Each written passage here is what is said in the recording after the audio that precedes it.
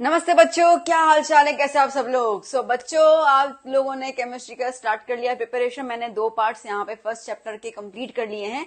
आज हम बात कर रहे हैं थर्ड पोर्शन की। तो जैसे थर्ड पार्ट है तो मैंने लास्ट पार्ट में मैंने कवर अप कर लिया था, जहां पे हमने लॉ ऑफ कॉम्बिनेशन की बात करी, जहां पे हमने कवर अप किया law of conservation of mass as well as the law of constant proportion with the example, ताकि आपको क्लियर हो जाए। तो अब हम स्टार्ट कर रहे हैं थर्ड लॉ की, that is the law of multiple proportion. तो आइए जल्दी से शुरू कर लेते हैं, हम लोग फटाफट से शुरू कर लेते हैं, क्यों टाइम वेस्ट करना है। तो आइए शुरू कर लेते हैं और हम लिखते हैं यहाँ पे third one, that is the law of multiple proportion.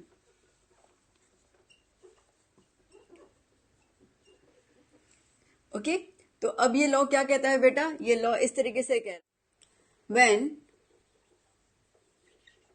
Two elements combine to form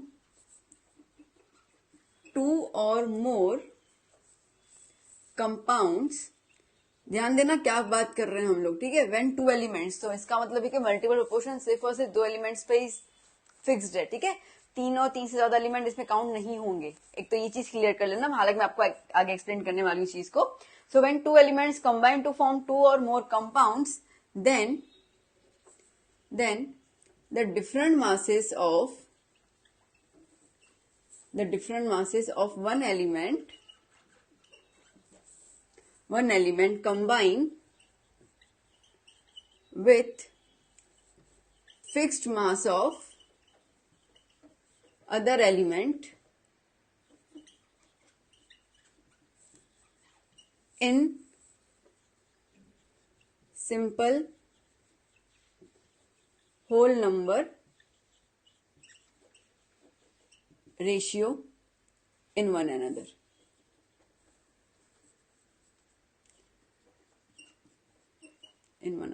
ठीक है। सो इसका मतलब है क्या बेटा, देखो ये बोल क्या रहा है, स्टेटमेंट इजी है, मीनिंग समझो। When two elements combine to form two और मोर कंपाउंड्स, ठीक है। जब 2 एलिमेंट कंबाइन होते हैं और हमें 2 और 2 से ज्यादा कंपाउंड मिलते हैं। एग्जाम्पल साथ साथ में लेती जाओ, जैसे कि मैं यहाँ पे एग्जाम्पल ले रही हूँ कार्बन मोनोऑक्साइड और कार्बन डाइऑक्साइड, है ना, क्लियर हुआ।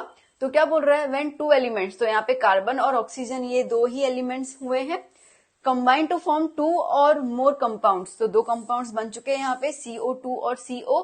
Then different masses of one element combine with the fixed mass of the another element।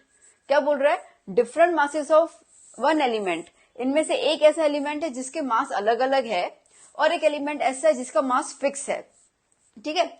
So they combine with whole number ratio in the with one another. मतलब क्या, देखो जैसे कि अपने को पता है कि भैया यहाँ पर तो 2 एलिमेंट है हमारे पास, कार्बन और ऑक्सीजन। अगर मैं यहाँ पे बात करूं बेटा, मैं यहाँ पे बात करूं कार्बन और ऑक्सीजन की, तो कार्बन का मास कितना होता है 12, ऑक्सीजन का कितना हो गया 16, ठीक है। यहाँ पे मैं बात करूं बेटा, तो यहाँ पर कार्बन का मास कितना है 12, एक ही कार्बन है, ऑक्सीजन यहाँ पे 2 है, ठीक है। तो 2 into 16 कितना हो गया 32। अब इन्होंने क्या बोला है, इन्होंने ये बोला है कि different masses of one element combine with the fixed mass of another element. तो देखो यहाँ पे फिक्स्ड मास किसका नजर आ रहा है, कार्बन का फिक्स्ड मास है, क्योंकि दोनों में कार्बन का मास तो सेम ही आ रहा है 12। डिफरेंट मास किसका है बेटा, ऑक्सीजन का मास डिफरेंट आ रहा है, एक का 16 और एक का 32, ठीक है। तो ये वो कह रहा है कि भैया जो भी डिफरेंट मासेस कैरी कर रहा है ना वो एलिमेंट, ठीक है, अगर आप उनका रेशियो निकालोगे तो यहाँ पे उनका रेशियो क्या आएगा 1:2, मतलब कि they combine with the whole number ratio, ठीक है। वो एक दूसरे के साथ किस रेशियो में आएंगे, होल नंबर में आएंगे।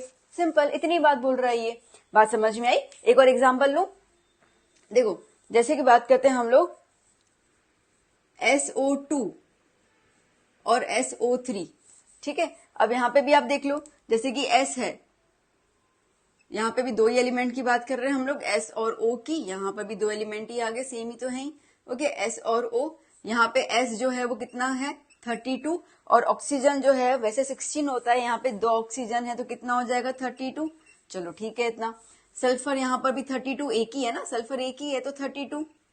यहाँ पे ऑक्सीजन कितने हैं 3, तो 16 3 48, ओके, तो अब आप खुद देखो यहाँ पे फिक्स्ड मास किसका है, सल्फर का है, और ऑक्सीजन का मास वेरी कर रहा है। तो ये दोनों का जो ऑक्सीजन का जो मास है उसका जो भी हम रेशियो निकालेंगे वो होल नंबर में निकलेगा। हाँ निकलेगा। 16 2 जा 32, 16 3 जा 48, तो क्या रेशियो आया, 2:3। बात समझ में आई अच्छे से? ठीक है, अब एक और एग्जांपल मैं ले लेती हूँ जिसमें हम लोग 2 से ज्यादा कंपाउंड्स की बात करेंगे, तो आपको क्लियर होगा कि उसमें कैसे हमें करना है। फिर इसके बेसिस पे हम एक एग्जांपल सॉल्व कर लेते हैं। ठीक है, तो इसको पहले लिख दो, फिर मैं एक और अच्छा सा एग्जांपल आपको बता देती हूँ। तो बच्चों देखो, मैंने यहाँ पे ये वाला एग्जाम्पल लिख दिया। अच्छा, एक चीज बताना भूल गई आपको, ये बताया था जॉन डाल्टन जी ने इन 1804। ठीक है, ये लॉ जो है उन्होंने स्टेट किया था। अच्छा, अब यहाँ पे आप देख सकते हैं अगेन 2 एलिमेंट्स है हमारे पास, नाइट्रोजन और ऑक्सीजन।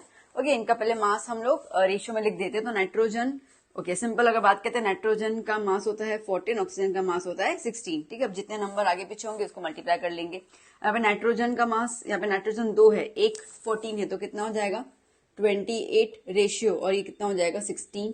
यहाँ पे हम देखते हैं तो सिंपल 14 रेशियो 16। यहाँ पे हम देखते हैं तो 28 रेशियो 48 हो जाएगा, 16 3 जा 48। यहाँ पे हम देखते हैं तो 14 रेशियो 32, और यहाँ पे हम देखेंगे तो 28 रेशियो, ओके 16 5 जा 80 ना, ओके 80। ठीक है, इतना क्लियर हुआ। तो अब यहाँ पर बेसिकली मासेस जो हैं वो आगे पीछे हो रही है। तो हम ना एक काम करते हैं, किसी भी एक एलिमेंट के मास को हम कांस्टेंट बना देते हैं। तो मैं ना नाइट्रोजन वाले मास को कांस्टेंट बनाना पसंद करूंगी, क्योंकि ऑलमोस्ट सब सिमिलरिटी में ही ज्यादा है। ठीक है, तो कांस्टेंट बनाने के लिए क्या करते हैं, समझो एक काम करते हैं कि मैं यहाँ पे 28 है, यहाँ 14 है, 28 14 है, तो 14 को मैं 28 में कवर कर लेती हूँ। तो मैंने इसको भी 2 से मल्टीप्लाई कर लिया, तो दोनों के साथ करना पड़ेगा ना। ठीक है, और इसको भी 2 से मल्टीप्लाई कर लिया, बेसिक मैथ्स की तो ये। तो क्या हो गया यहाँ पर 28 रेशियो 16, यहाँ पे क्या हो जाएगा 28 रेशियो 32, यहाँ पर 28 रेशियो 48, देन 28 रेशियो कितना हो जाएगा 64, और ये है 28 रेशियो 80। ठीक है, तो अब यहाँ पर जो नाइट्रोजन का मास है वो कैसा हो गया बेटा, फिक्स्ड मास। ठीक है, तो यहाँ पे नाइट्रोजन हैज फिक्स्ड मास, और जो ऑक्सीजन है उसका मास वेरी कर रहा है। तो इनका रेशियो हम कैसे लिखेंगे, तो इसमें आप स्टेपिंग कैसे लिखोगे, here oxygen combine with fixed mass of nitrogen, that is 28, by different masses, that is 16 ratio 32 ratio 48 ratio 64 ratio 80. Okay, in simple ratio,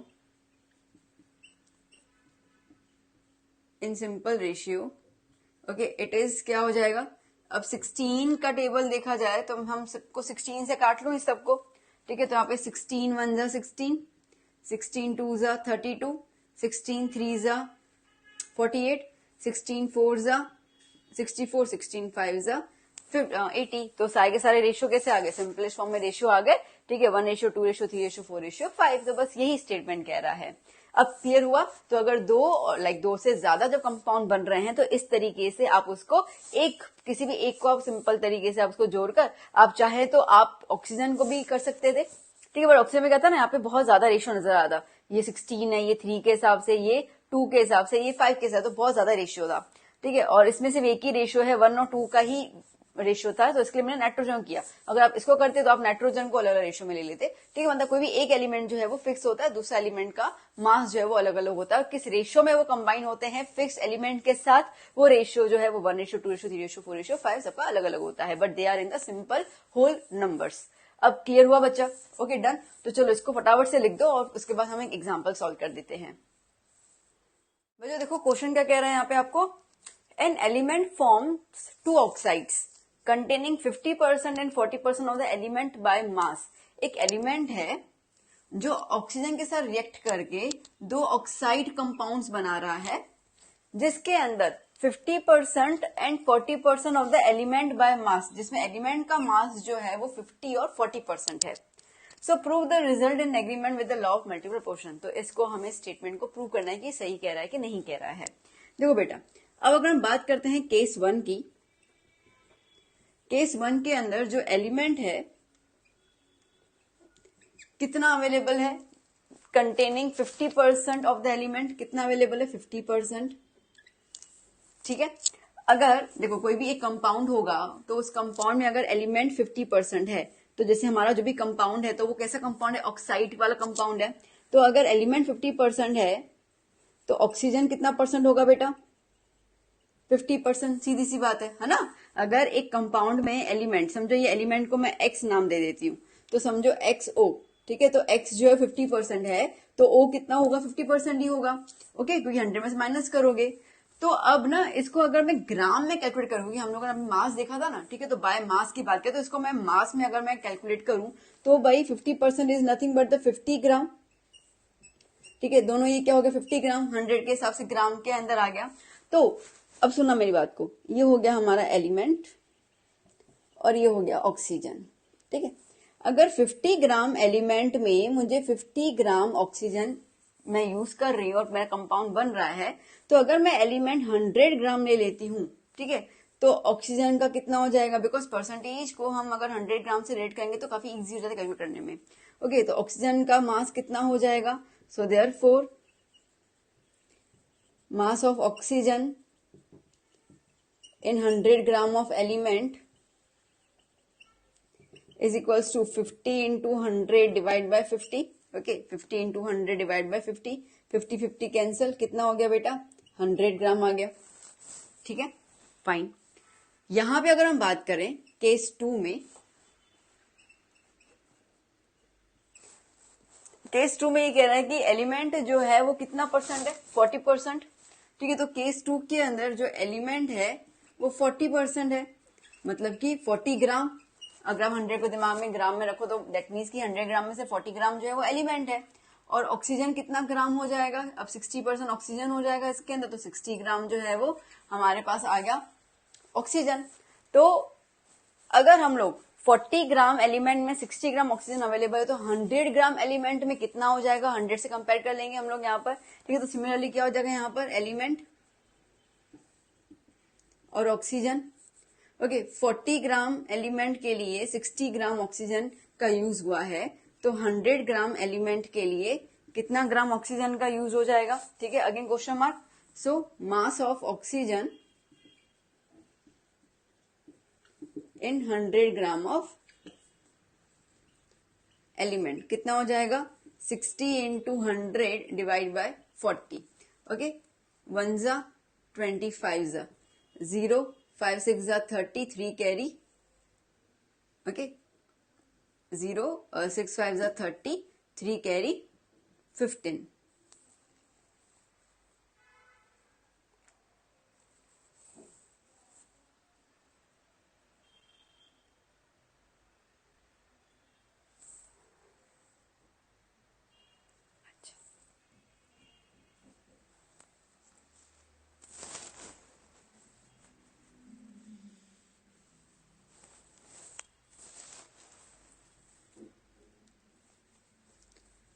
So 60 into 100 divided by 40, 0 0 cancel, 4 1 जा 4, 25 जा।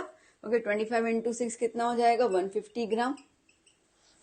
ओके, तो अब यहाँ पे अगर हम लोग इन दोनों मासेस का रेशियो निकाले तभी तो हमारा मल्टीपल प्रोपोर्शन वैलिड होगा ना। तो यहाँ पे क्या हो जाएगा, एक तो 100 ग्राम है केस 1 में और दूसरे में 150 ग्राम है। ठीक है, 0 0 कैंसिल हो गया, 5 2 जा 10, 5 3 जा, तो कितना आया 2:3। 2:3 जो है वो सिंपल होल नंबर आया ना बेटा, सिंपल होल नंबर आया। तो यस, यहाँ पे मल्टीपल प्रोपोर्शन जो है वो वैलिड हो गया। बात समझ में आई, क्लियर हुआ ये। ठीक है, देखो मैंने यहाँ पे 100 ग्राम क्यों लिया, क्योंकि आपको पता है कि जो हमारा एक एलिमेंट है ना, ओके, दोनों में से एक एलिमेंट का मास फिक्स होना चाहिए। ठीक है, अब जैसे कि यहाँ पे आप देख सकते हो कि यहाँ पे एलिमेंट 50% था तो 50 ग्राम लिया था, यहाँ पे 40% है तो 40 ग्राम लिया है। अब यहाँ पे 40-60 है, यहाँ पे 50-50 है, कहीं पे एक भी एलिमेंट फिक्स नहीं है। एक भी एलिमेंट फिक्स नहीं है, ठीक है। तो इसके लिए मैंने क्या किया, मैंने 100 से कंपेयर किया, तो यहाँ पे मैंने एलिमेंट का मास फिक्स कर लिया 100 ग्राम। बात समझ में आई? मैंने 100 ग्राम क्यों लिया, शायद मुझे लगा कुछ बच्चों कंफ्यूजन होगा, इसलिए मैं दोबारा इसको बता दे रही हूँ। That's why I have taken कि भैया 50 ग्राम में 50 ग्राम ऑक्सीजन है, तो 100 ग्राम में कितना होगा। तो यहाँ पे जो मेरा ऑक्सीजन का मास निकला, वो निकला with respect to 100 gram of element. Similarly मैंने यहाँ पे यही बोला कि भैया एलिमेंट 40 है, ऑक्सीजन 60 है, तो 100 ग्राम के हिसाब से ऑक्सीजन का मास कितना हो गया। तो अब मैंने यहाँ पे क्या कर लिया, मैंने एलिमेंट का मास फिक्स कर लिया ताकि मुझे ऑक्सीजन का मास मिल जाए, ठीक है। तो एक फिक्स मास हो गया, बाकी के जो दो अलग अलग मासेस थे वो कैसे कनेक्ट होने चाहिए, सिंपल होल नंबर में, वो कनेक्ट हो गए, रेशियो निकल गया इन शॉर्ट। ओके, क्लियर हुआ। तो इस तरीके से आपको प्रूवन करने को आ सकता है, या सिंपल कोई भी एक एग्जांपल देके पूछ सकते हैं कि बता दो कि भाई ये मल्टीपल प्रोपोर्शन के लॉ को एग्री करता है कि नहीं करता है, ठीक है। तो सिंपल तरीके से आपको कर देना, तो कोई भी एक एलिमेंट का मास फिक्स कर देना है। मैंने आपको वो N2O ये वाला जो एग्जांपल दिया था, मैंने आपको तब भी इसके लिए दिया था बिकॉज मुझे ये चीज सिखानी थी, ठीक है, कि भैया वहां पर नाइट्रोजन का मास अलग अलग है, बट हमने एक को फिक्स कर लिया, जैसे वहां पे हमने नाइट्रोजन को फिक्स कर लिया था, फिर हमने ऑक्सीजन का जो था वो रेशियो ले लिया था। सिमिलरली यहाँ पे XYZ जो भी एलिमेंट है उसका मास हम लोगों ने 100 ग्राम के हिसाब से फिक्स कर लिया, and then we took out the ratio. Am I clear with this? Okay, चलिए इसको लिख दीजिए, फिर हम चलते हैं नेक्स्ट सेगमेंट की तरफ। जो next law that is Gay Lussac's law of the combining volumes. अब ये जो है वो हमें गेल-लुसेक जी ने दिया था इन 1808। ओके, तब इन्होंने ये हमें स्टेटमेंट दिया था। और क्या स्टेट कर रहे हैं इसके अंदर, When two or more gases react with one another, जब दो और दो से ज्यादा गैसेस आपस में रिएक्ट करती हैं, their volumes bear simple whole number, तो उनका जो वॉल्यूम होता है वो एक दूसरे के होल नंबर के रेशियो में होता है, and to the volume of the products, और प्रोडक्ट्स के साथ भी वो कैसा होता है, in the simple whole number ratio in gaseous form only. याद करना, इसमें दो कंडीशन आएंगी। पहली बात तो ये है कि हम यहाँ पे बात कर रहे हैं वॉल्यूम की, ओके, जैसे इसके पहले में था ना, हमने किसकी बात की थी, बाय द मास की बात की थी, जब मास निकाल रहे थे। यहाँ पे हम बात कर रहे हैं वॉल्यूम की। दूसरा कंडीशन ये है कि it is applicable only to gases, और कोई भी फॉर्म इसमें नहीं चलेगा। ये दो चीजें याद कर लेना। तीसरी चीज आप याद करोगे कि इसमें जो भी हमारा रिएक्शन होगा उसका हमेशा बैलेंस्ड इक्वेशन होना चाहिए, उसी पर ही ये चीज एप्लीकेबल है।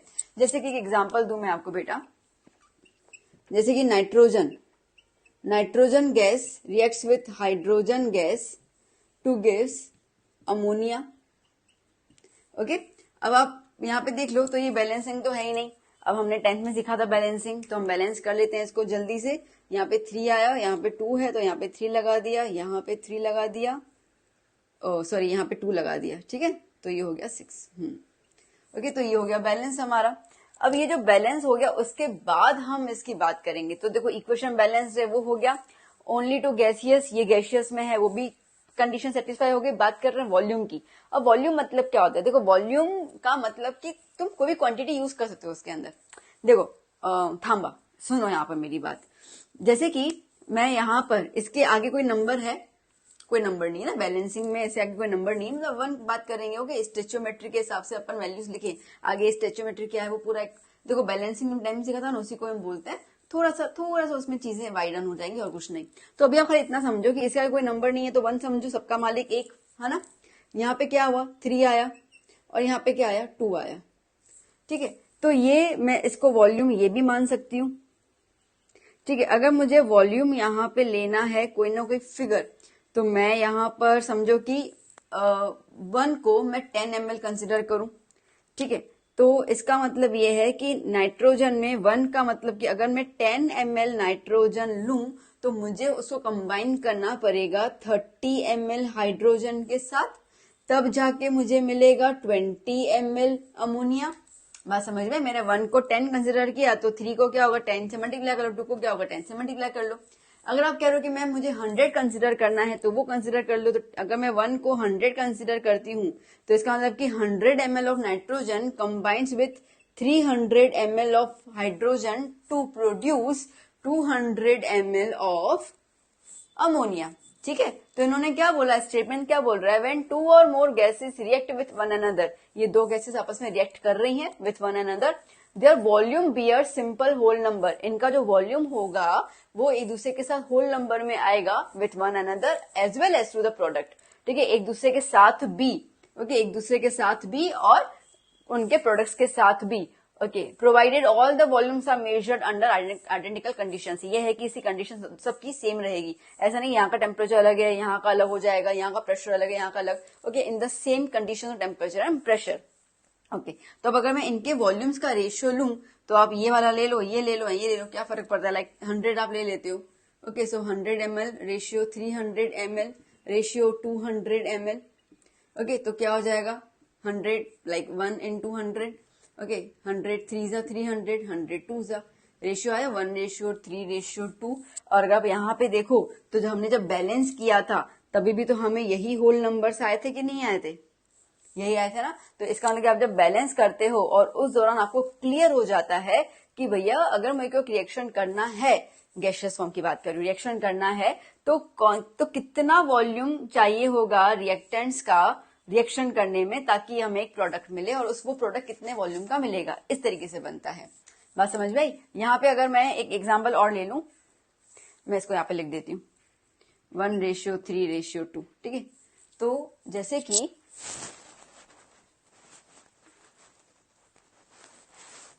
मैं यहाँ पे एग्जांपल ले लूं कि हाइड्रोजन गैस रिएक्ट हो रही है क्लोरीन गैस के साथ और हमें मिल रहा है HCl गैसियस फॉर्म। ठीक है, अगेन आप देखोगे देखें पहले यहाँ पे बैलेंस करना पड़ जाएगा, तो यहाँ पे 2 है, यहाँ पे 2 है, यहाँ पे भी 2 कर दिया है ना। तो अब इनका अगर वॉल्यूम की बात करूंगी तो ये जो स्टेचोमेट्री के हिसाब से जो आगे नंबर आएगा वही हमारे वॉल्यूम को रेशियो का फॉर्म दे देगा। तो जैसे यहाँ पे कुछ भी नहीं, सबका मालिक 1 रेशियो, यहाँ पे कुछ नहीं, सबका मालिक 1 रेशियो, यहाँ पे नंबर 2, मतलब कि इसका वॉल्यूम का रेशियो क्या आया 1:1:2। बात आई समझ में? ठीक है, अब आप इसके अंदर अगर 10 ml लेते हो, ठीक है, अगर आप इसके अंदर 10 ml लेते हो, 10 ले लो, 5 ले लो, चलो 5 ले लेते हैं। अगर 5 ml यहाँ पे लेते हैं तो 5 ml of hydrogen combines with 5 ml of chlorine to give 10 ml of chlorine hydrochlorine. बात समझ में आई? ठीक है, तो इसको काटोगे तो अगेन 1:1:2 ही मिलेगा। तो ये जो है वो गैलुसेक जी ने हमें बताया था। जैसे मैंने कहा कि ये 3 कंडीशंस जो है वो जरूर याद करना, ठीक है, कि ये एप्लीकेबल है किस पे। अगर मैं यहाँ पे hydrogen plus oxygen gives H2O लू ना तो ये मेरे लिए सही नहीं कहलाएगा। द रीजन इज दैट कि हाइड्रोजन तो गैस है, ऑक्सीजन भी गैस है, बट वी नो H2O हमें लिक्विड में मिलेगा। और जबकि इसने साफ साफ बोला कि वॉल्यूम ऑफ प्रोडक्ट भी किस में होना चाहिए, गैस में ही होना चाहिए। इसके लिए ये वाला एग्जाम्पल मैं इसमें नहीं ले सकती हूँ, है ना। तो एग्जाम्पल लेते समय भी ये चीज, अगर आप खुद का एग्जाम्पल डिफाइन करते तो कोई दिक्कत नहीं, बट आपको ये चीज दिमाग में रखनी पड़ेगी कि कंडीशंस क्या है। बात आई समझ में? ठीक है ना, चलो इसको लिख दीजिए।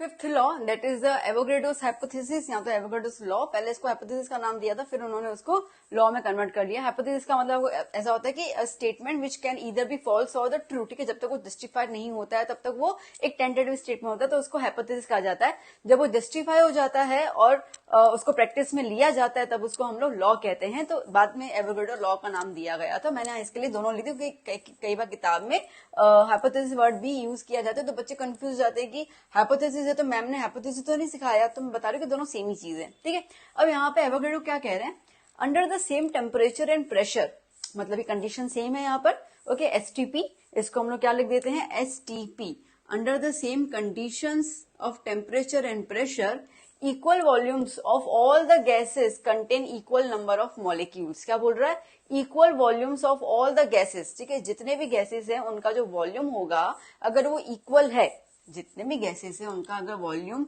इक्वल है तो उनके अंदर नंबर ऑफ मॉलिक्यूल्स भी क्या होंगे, इक्वल होंगे। ठीक है, अब जैसे कि एग्जांपल ले लेते हैं हम लोग, अभी जो हमने उसमें एग्जांपल लिया था ना गैलुसिक में, वही ले लेते हैं कि हाइड्रोजन कंबाइन कर रहा है क्लोरीन के साथ तो हमें मिल रहा है HCl। अगेन इसके अंदर कंडीशन रहेगी कि भैया बैलेंस कंडीशन ही चाहिए हम लोगों को।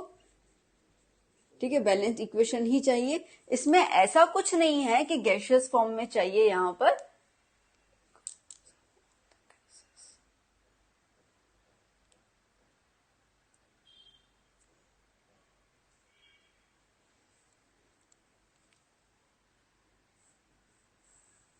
ओके, तो यहाँ पे हम लोग पहले बैलेंस कर लेते हैं 2 और 2, तो यहाँ पे क्या हो जाएगा 2।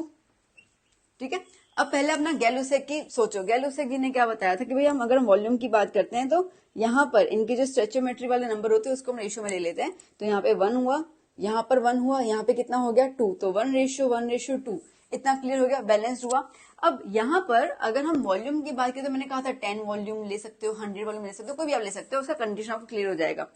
अगर यहाँ पे हम मॉलिक्यूल्स की बात करते हैं कि भैया 1 वॉल्यूम में, ठीक है, 1 की बात कर रहे हैं, 1 वॉल्यूम में कितने मॉलिक्यूल्स होंगे, तो समझ लो कि n मॉलिक्यूल्स हैं, ठीक है। कोई भी एक टर्म है वो उसके अंदर अवेलेबल है, तो हम यहाँ पे कह रहे हैं कि n मॉलिक्यूल्स अवेलेबल हैं H2 में।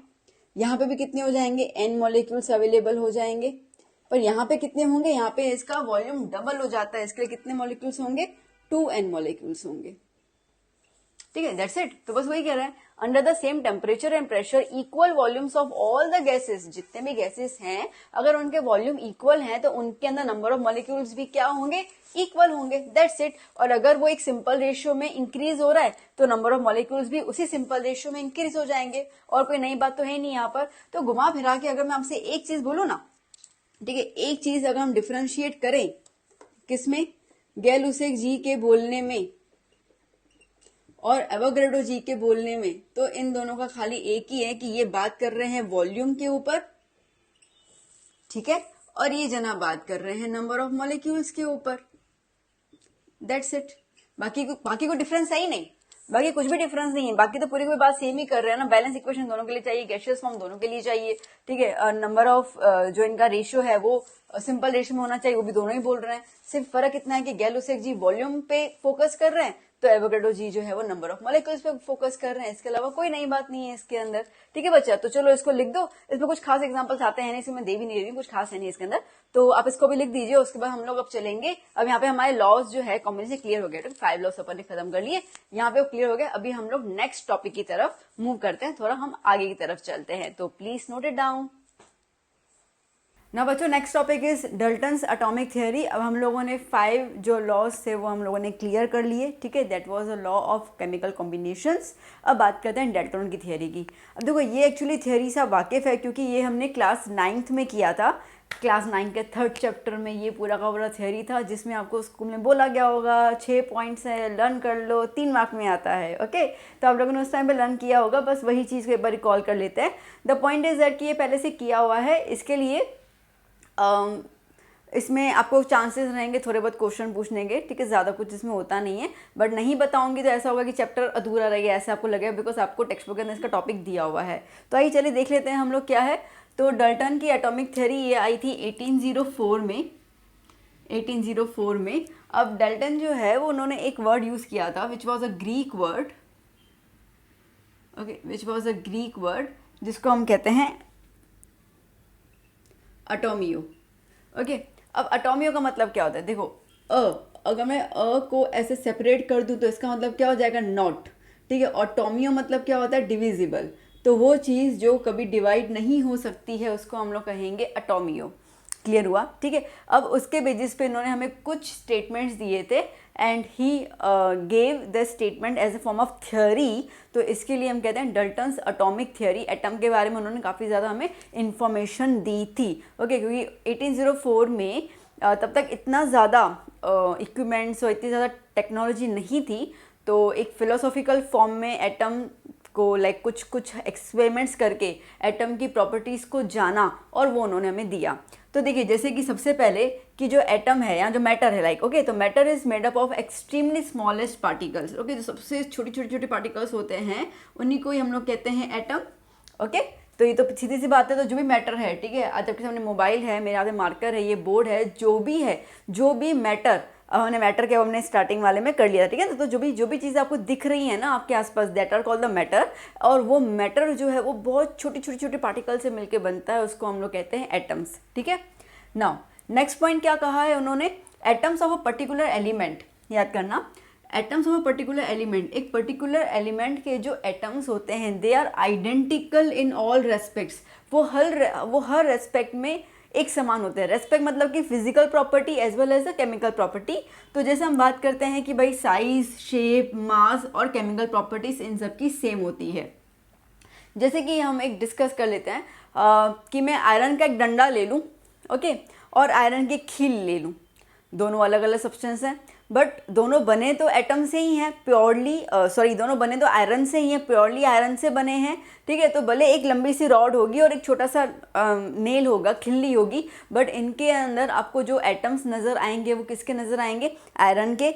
अब जब आप इसको और ज़्यादा माइक्रोस्कोप लेवल से देखो, आपको देखा उनका शेप सेम है, उनका साइज सेम है, उनका फिजिकल प्रॉपर्टी सेम है, like melting point, boiling point दोनों का same, not boiling point sorry, ठीक है, मेल्टिंग पॉइंट दोनों का सेम होगा, डेंसिटी दोनों की सेम होगी, है ना, रिजिडिटी का पॉइंट दोनों का सेम होगा। प्लस अगर बात करते हैं केमिकल प्रॉपर्टी की, तो वी नो कि आयरन जो है वो रस्टिंग फॉर्म करता है, तो वो रस्ट आपको वो डंडे में भी नजर आएगा और वही सेम रस्ट आपको वो खील में भी नजर आएगा। ओके, दैट मीन्स कि अगर एक एलिमेंट है, उसके एटम्स, जितने भी एटम्स हो कहीं पे भी अवेलेबल हो, उनकी केमिकल और फिजिकल प्रॉपर्टी सेम होती है।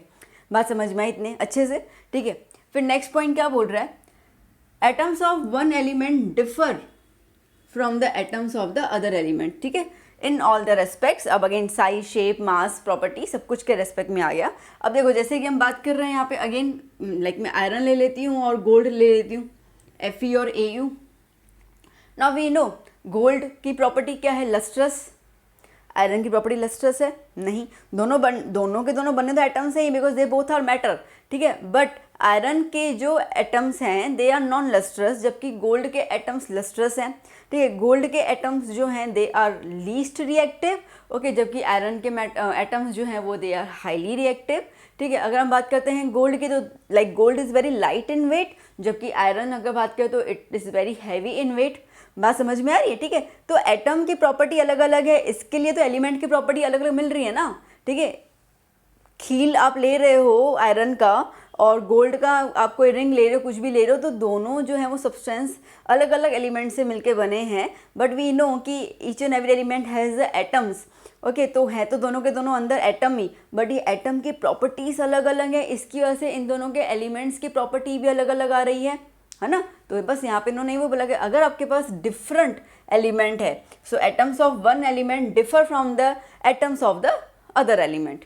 बात समझ में आ गई अच्छे से, चलिए next, atoms are indivisible and indestructible, ठीक है, वो तो बात क्लियर है, ठीक है। नाम उसको डिवाइड कर सकते हैं, नाम उसको डिस्ट्रॉय कर सकते हैं, okay. They can not be created not be destroyed, इसका मतलब तो यही हुआ, ठीक है। तो इसके लिए ये एटम तो वर्ड ही तभी आया ना, ठीक है, स्मॉलेस्ट पार्टिकल का नाम एटम रखा गया, वो इसी का ही तो पॉइंट है। क्यों? क्योंकि वो न डिस्ट्रॉय कर सकते हैं और ना ही हम उसको क्रिएट कर सकते हैं, ओके। फिर हम बात करते हैं atoms of different elements combine with each other, atoms of different elements combine with each other in a fixed simple whole number ratio to form a molecular compound, okay. जैसे हम बात करते हैं H2O की, तो H2O में दो atom hydrogen के कंबाइन हो रहे हैं एक एटम ऑक्सीजन के साथ, ओके। फिर बात करते हैं लाइक कार्बन डाइऑक्साइड की, तो एक एटम कार्बन का कंबाइन हो रहा है दो एटम ऑक्सीजन के साथ, ठीक है। बात करते हैं HCl की, तो एक एटम हाइड्रोजन का कंबाइन हो रहा है एक एटम Cl के साथ। बात समझ में आई? तो ये वही कह रहा है कि एटम्स जो अलग अलग एलिमेंट्स, ओके, हाइड्रोजन ऑक्सीजन अलग है, कार्बन ऑक्सीजन अलग है, हाइड्रोजन क्लोरीन अलग है, ठीक है। तो of different elements combine with each other, वो एक दूसरे कंबाइन होते हैं इन अ फिक्स्ड, अब H2O कहीं का भी लोगे तो फिक्स्ड डेफिनेट प्रोपोर्शन याद है ना, ठीक है, हमने लॉ किया था, बस उसी की बात है, ठीक है। तो फिक्स्ड होगा, सिंपल होल नंबर रहेगा, ठीक है, कभी भी आपको आधा, डेढ़, पौना, पा ऐसा नहीं मिलेगा, 2, 3, 4, 5 ऐसे नंबर मिलने वाले, ठीक है। In the form of the ratio two form a molecular compound, आप मॉलिक्यूलर कंपाउंड लो आपको सेम रेशियो मिलेगा। And the last point, atom is the unit, atom वो फंडामेंटल यूनिट है जो केमिकल रिएक्शन में पार्टिसिपेट करता है, ठीक है। जैसे कि अगर हम बात करते हैं कि भैया आपने नमक वाला पानी लिया, लाइक पानी लिया, उसमें आपने नमक को डिजोल्व किया, नाउ H2O एक कंपाउंड है, NaCl आप डाल रहे हो वो कंपाउंड है, मॉलिक्यूल समझ लो, कंपाउंड समझ लो, ठीक है। तो आप उसके अंदर जब उसको ऐड करोगे तो वो दोनों आपस में डिजोल्व हो जाएंगे। अब ये जो डिजोल्व हो रहा है, हमें जो सेलेन वाटर मिल रहा है, इसका मतलब क्या है, अब डिजोल्व क्या हुआ, सीधी सी बात है ना, जो एटम होंगे H2O के, वाटर के, और जो एटम होंगे नमक के, वो आपस में इंटरमिक्स हो गए, है ना। तो रिएक्शन में पार्टिसिपेट कौन कर रहा है, एटम ही तो कर रहा है।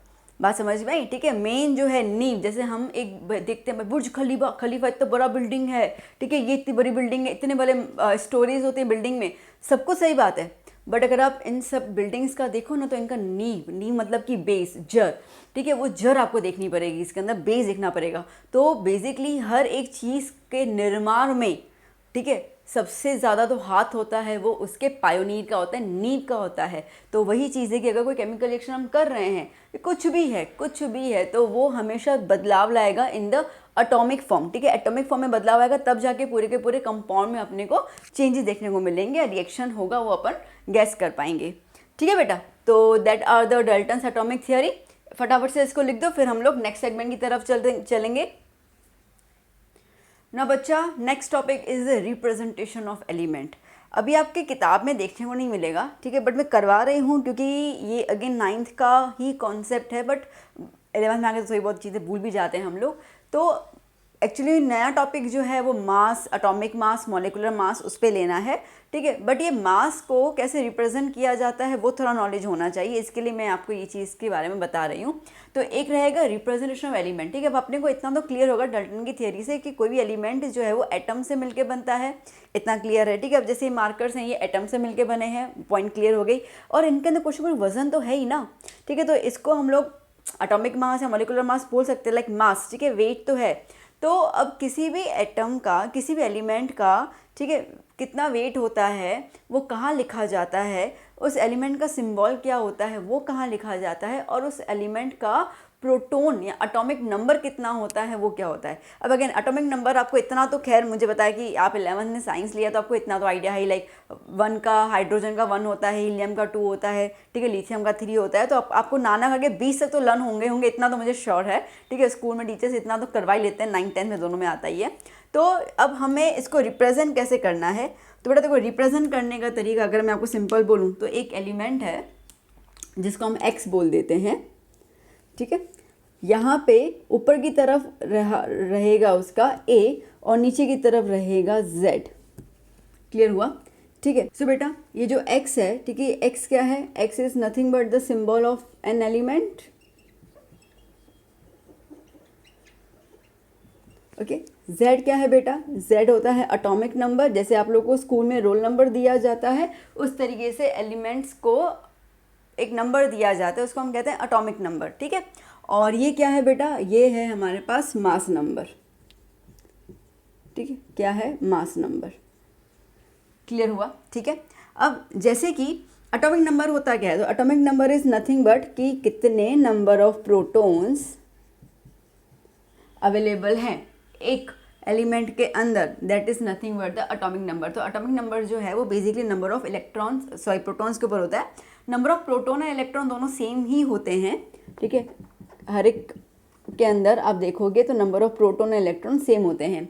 ज़्यादातर हम लोग इसको प्रोटॉन से डिफाइन करते हैं, बिकॉज इलेक्ट्रॉन तो क्या होता है ना, आपको इतना तो आइडिया है ही, ठीक है, कि जो एलिमेंट्स होते हैं वो इलेक्ट्रॉन्स को रिसीव करते हैं, लूज़ करते हैं, ठीक है, डोनेट करते हैं, गेन करते हैं, तो इलेक्ट्रॉन्स की वैल्यू ऊपर नीचे हो जाती है, जबकि प्रोटॉन तो होता ही नहीं है, प्रोटॉन तो अपनी जगह पे रहता ही है। तो इसके लिए हम ज़्यादातर एटॉमिक नंबर को प्रोटॉन के नंबर से ही रिलेट करते हैं, ठीक है बेटा।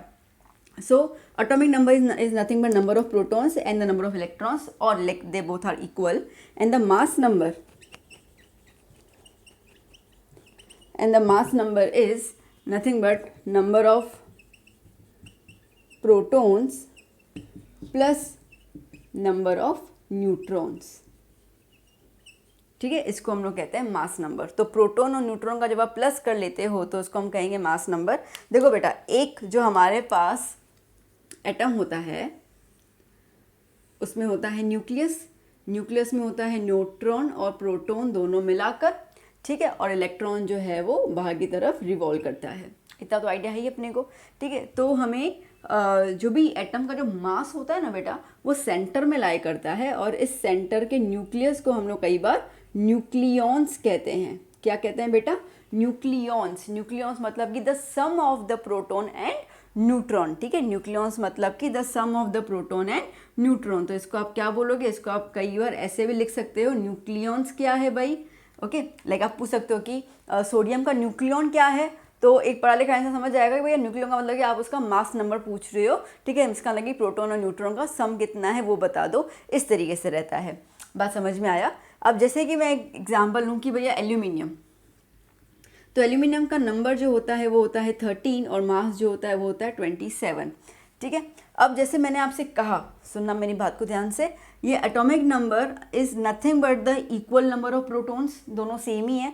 तो अगर ये 13 दिया हुआ है, ये 13 है और मुझे टोटल मास दिया हुआ है 27, ओके, मास नंबर इज 27, तो बेटा अभी आप बता दो कि न्यूट्रॉन कितना होगा इसके अंदर, माइनस कर लेंगे। So 27 minus 13 is equals to x, x मतलब कि number of neutron, okay. So क्या हो जाएगा, number of neutrons is equals to 14, मतलब कितने न्यूट्रॉन्स अवेलेबल हैं एल्यूमिनियम के अंदर, 14 न्यूट्रॉन्स अवेलेबल है। क्लियर हुआ बेटा? तो आई होप कि आपको बहुत बेसिक सी चीज़ है, ठीक है। तो कोई भी एलिमेंट जो होता है उसको हम लोग इस तरीके से प्रेजेंट करते हैं जहाँ पे उसका एटॉमिक नंबर भी आ जाता है और जहाँ पे उसका मास नंबर भी आ जाता है। ये मास नंबर से जब आप एटॉमिक नंबर माइनस करते हो तो ऑटोमेटिकली आपको नंबर ऑफ न्यूट्रॉन्स मिल जाते हैं उस कंपाउंड के अंदर, सॉरी उस एलिमेंट के अंदर। और अगर आपके पास न्यूट्रॉन और प्रोटॉन दोनों दिए हुए हैं तो इन दोनों को प्लस कर दो तो ऑटोमेटिकली आपको उस कोई भी एलिमेंट का मास नंबर मिल जाता है। इतना समझ में आ गया अच्छे से? ठीक है, तो चलो इसको थोड़ा सा नोट डाउन कर लो। बाकी तो कुछ खास में है नहीं, बस थोड़ा सिंबल बताना था क्योंकि आगे जाके आपको ऐसे ही सिंबल वगैरह से आप काफ़ी एक्वेंट होंगे तो आपको वो सब चीज़ें पता होनी चाहिए। ठीक है, जैसे चैप्टर का नाम ही है बेटा some basic concepts of chemistry, तो इसके लिए मैंने आपको स्टार्टिंग में बोला था कि यहाँ पे हम बहुत ज़्यादा डिटेल्ड बेसिक चीज़ पे बात करेंगे। क्योंकि देखो जब बेसिक्स क्लियर होते हैं ना तो एडवांस चीज़ें समझना थोड़ा आसान हो जाता है। तो इसके लिए ही मैं जितना है उतना आपको बेसिक चीज़ बताती जा रही हूँ ताकि आगे कोई चैप्टर हम करें तो आपको उसके अंदर कोई भी दिक्कत नहीं है। मेरा वही एक फंडा है आपको समझाने का। तो बहुत सारे बच्चों को ऑलरेडी पता होगा, ठीक है, जिस बच्चे ने 10th में और 9th में जो टॉपर होगा उसको पता होगा मैम क्या बता रहे हो, बट ज़रूरी है। ओके बच्चा, तो चलो इसको नोट डाउन कर लो। फिर हम लोग अब नेक्स्ट सेगमेंट की बात करेंगे जहाँ पे हम लोग बात करेंगे मास को लेके, एटॉमिक मास, मॉलिक्यूलर मास, ठीक है, उसको लेके अब थोड़ा सा डिस्कस करेंगे। So just note it down. ना बच्चा, next topic is atomic mass और मॉलिक्यूलर मास। एटॉमिक मास और मॉलिक्यूलर मास समझने के पहले थोड़ा हम लोग यूनिट की डिस्कस कर लेते हैं। जैसे कि हम लोग को पता है कि टाइम के लिए हम सेकंड यूज़ करते हैं, ठीक है, डिस्टेंस के लिए हम मीटर किलोमीटर यूज़ करते हैं। ये अपन ने यूनिट्स पता ना, ऐसा यूनिट सिस्टम अपन ने कर चुके हैं। तो मतलब कि यूनिट्स तो हर एक चीज़ की होती है। तो जो हम लोग एटम के बेसिस पे, लाइक वी नो कि atom is indivisible, indestructible and many more things. तो इतना जो स्मॉलेस्ट पार्टिकल है, अगर उसके हम एटम को जब हम उसको वज़न करेंगे, ठीक है, उसका जब मास निकालेंगे तो उसके यूनिट को क्या क्या सिम्बोलाइज़ करेंगे, तो उसके यूनिट को हम सिम्बोलाइज़ करेंगे AMU। तो पहले डिस्कस कर लेते हैं AMU के बारे में, ठीक है बच्चा। तो यहाँ पे हम लोग जो इसका SI, I want say SI the unit, ठीक है। So the unit is used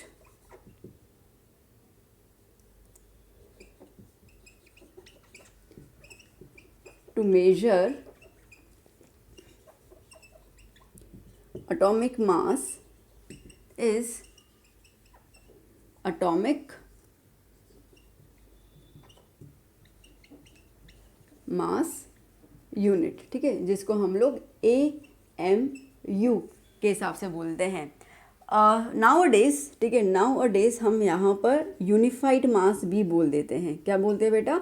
unified मास, ठीक है। बात एक ही है, सिर्फ यहाँ पे हम लोग AMU की जगह क्या लगा देते हैं? U लगा देते हैं, ठीक है। तो यूनिफाइड मास अभी इसको यूज़ किया गया सबसे पहले जब हम डेल्टन की थ्योरी वगैरह, जब वो वाला जो टाइम था ना, ठीक है, तब एटॉमिक मास यूनिट, उसका यूनिट रखा गया था, ठीक है। तो अब बात आती है कि एटॉमिक मास यूनिट है क्या, लाइक ये नाम क्यों आया, कैसे हुआ? एटम इतना छोटा होता है तो हमने उसको किससे कंपेयर किया और हमें एटम की मास कैसे मिला? तो इसके अंदर पहले थोड़ा सा हम लोग, ठीक है, थोड़ा सा मैं आपको फ्रैक्शन का फॉर्म समझा देती हूँ। अब ये क्लास 7th के अंदर, क्लास 5, हाँ 6-7 के अंदर फ्रैक्शन सीखा होगा आप लोगों ने, जो हमें बिल्कुल याद नहीं है, पता है, सीधी सी बात है, ठीक है, तो हमें पता नहीं है।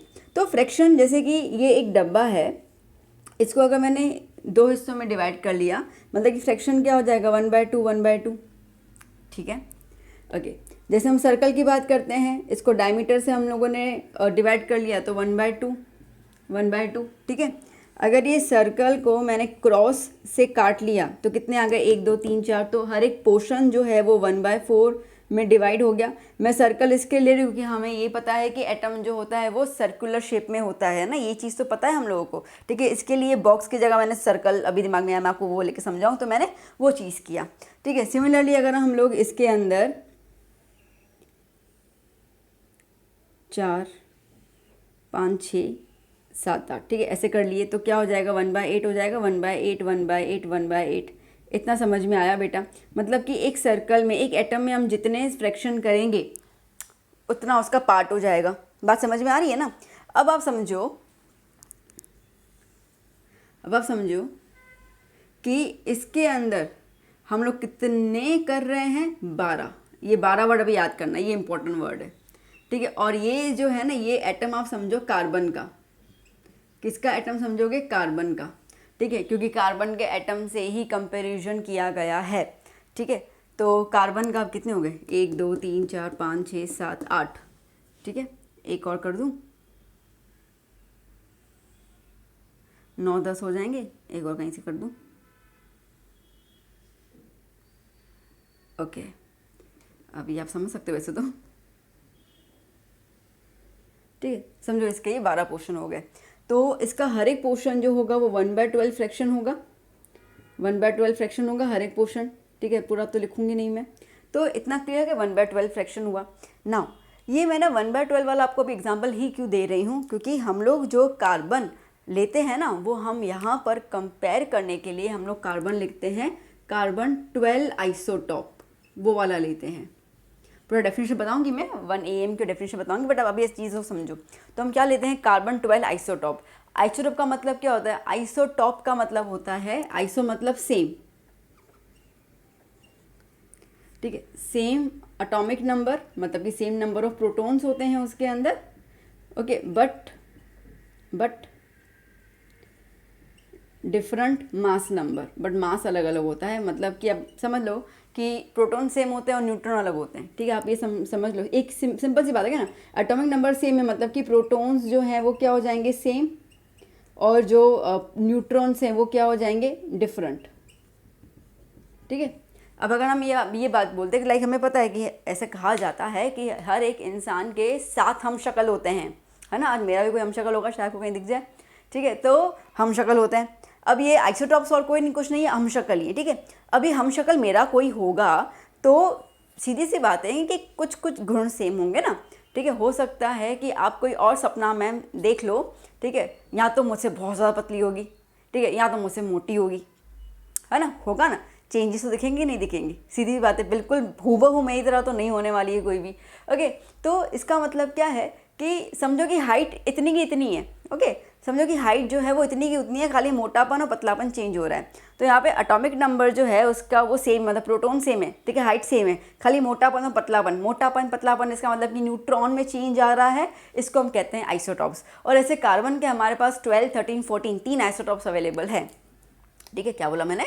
ऐसे हमारे पास कार्बन के कार्बन 12, कार्बन 13 और कार्बन 14 ऐसे 3 आइसोटॉप्स अवेलेबल है। हम कौन सा ले रहे हैं? हम ले रहे हैं 12 वाला। इतनी बात समझ में आ गई? क्लियर हुआ? ठीक है, तो हम कौन सा आइसोटॉप ले रहे हैं? Isotope number 12, okay, done, okay. अब हम बात करते हैं यहाँ पे एटॉमिक मास यूनिट के डेफिनेशन की। तो मैं ये फ्रैक्शन वाला पोर्शन रब कर लेती हूँ, ठीक है, फिर इसको आपको एक्सप्लेन करती हूँ मैं। सो बेटा, अब अगर डिफाइन करते हैं यहाँ पे 1 AMU, मतलब कि 1 एटॉमिक मास यूनिट, ठीक है, which is equals to 1 atomic mass unit, ठीक है। तो इसका डेफिनेशन क्या होगा? इसका डेफिनेशन होगा like 1 atomic mass unit is the, okay, 1 AMU is the mass of 1/12 of 1 atom of carbon 12 isotope, ठीक है, ये उसका डेफिनेशन है। मतलब क्या हुआ? 1 AMU, ठीक है, एक जो मास होगा, एक एटॉमिक मास यूनिट जो होगा वो होगा क्या, उसकी वैल्यू क्या होगी? तो अभी वैल्यू का उन्होंने ये तो नहीं बताया एग्जैक्टली, ठीक, अब तक नहीं बताया, बताएंगे जैसे आगे चलती जाऊंगी। तो 1 AMU का उन्होंने बोला कि ये जो भी मास होगा ना, वो मास होगा कार्बन 12 के एक एटम का 12वां। अब देखो आप ये चीज़ समझ गए, ये देखो ये एक एटम है कार्बन का, मैंने इसलिए इसको रब नहीं किया, ठीक है। कार्बन का 12 आइसोटोप वाला ले रहे हैं, तो उसके अंदर ये एक एटम है कार्बन का, और इस एटम को हम लोगों ने 12 हिस्सों में काट लिया है। तो एक हिस्सा कितना होगा, 1/12 हो गया। अब ये फ्रैक्शन क्लियर हो गया ना, ठीक है। एक हिस्सा क्या हो गया, 1/12 हो गया। तो यहाँ पर ये वही कह रहा है कि 1 AMU इज़ नथिंग बट, ठीक है, 1 AMU is nothing but 1/12 of 1 carbon 12 atom, ठीक है। कार्बन 12 का जो एटम होगा उसके एक एटम का 1/12 पोर्शन जो होगा वो 1 AMU होगा। इतना क्लियर हुआ, ठीक है। अब जब तक ये चीज़ स्टडी आई थी तब बहुत सारी सीधी बात टेक्नोलॉजीज बढ़ती जा रही थी, एजुकेशन के अंदर वो और ज़्यादा नॉलेजेबल होते जा रहे थे। तो एक टेक्निक आई थी, ठीक है, एक टेक्निक आई जिसको उन्होंने नाम दिया मास स्पेक्ट्रोमीटर, ठीक है, या मास स्पेक्ट्रोस्कोपी, आप कुछ भी बोल सकते हो। अब मैं ये वाला पोर्शन रब कर लेती हूँ, ठीक है। सो ओके, ठीक।